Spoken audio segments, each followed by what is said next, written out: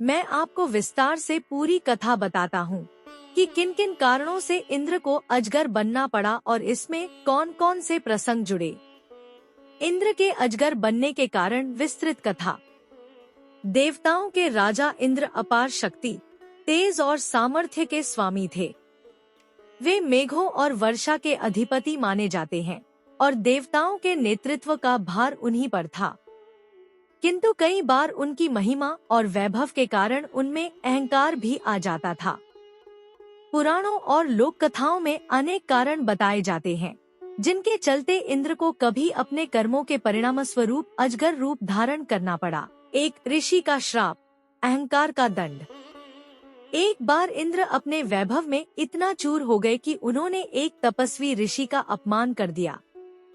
ऋषि ने क्रोधित होकर कहा, हे इंद्र, तूने अपने पद का अहंकार किया है, इसलिए तू अपनी दिव्यता खोकर पृथ्वी पर अजगर रूप में पड़ेगा। यह श्राप सच हुआ और इंद्र को अजगर रूप में धरती पर गिरना पड़ा। 2 असुरों का मायावी मंत्र। एक अन्य कथा के अनुसार असुरों ने यज्ञ के समय विशेष मंत्र रचा, जिससे इंद्र की दिव्य देह धीरे धीरे बदलकर अजगर जैसी हो गई। असुरों का उद्देश्य इंद्र की शक्ति छीन लेना था। यह मंत्र इतना प्रबल था कि देवताओं को भी रोकने में कठिनाई हुई और इंद्र को अजगर रूप सहना पड़ा। 3 अहितकारी कर्म और प्रायश्चित। कुछ लोक कथाओं में कहा गया है कि इंद्र ने एक बार युद्ध में क्रोधवश निर्दोष प्राणियों को कष्ट पहुंचाया। देवताओं ने निर्णय लिया कि इंद्र को इस अहितकारी कर्म का प्रायश्चित करना होगा, इसलिए उन्हें अजगर रूप में धरती पर भेज दिया गया ताकि वे तपस्या और सेवा के द्वारा अपने पाप का क्षालन कर सकें।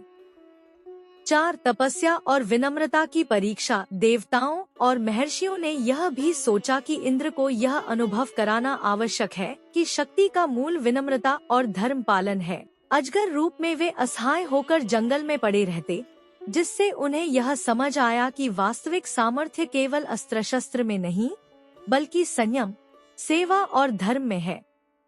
अजगर रूप से मुक्ति। लंबे समय तक पृथ्वी पर अजगर रूप में रहकर इंद्र ने तपस्या की। उन्होंने जीव जंतुओं को कष्ट न पहुंचाकर, बल्कि उनकी रक्षा करके अपनी आंतरिक करुणा को जागृत किया। अंततः उनकी साधना और आत्मचिंतन से ऋषि प्रसन्न हुए और श्राप का प्रभाव समाप्त हुआ। देवताओं ने भी उन्हें पुनः आशीर्वाद दिया। तब जाकर इंद्र अपने मूल दिव्य रूप में लौटे और स्वर्गलोक के राजा के रूप में पुनः प्रतिष्ठित हुए। इस प्रकार इंद्र अजगर बने अहंकार, श्राप और अपने कर्मों के कारण, लेकिन तपस्या, सेवा और धर्म पालन से उन्होंने पुनः अपनी दिव्यता प्राप्त की।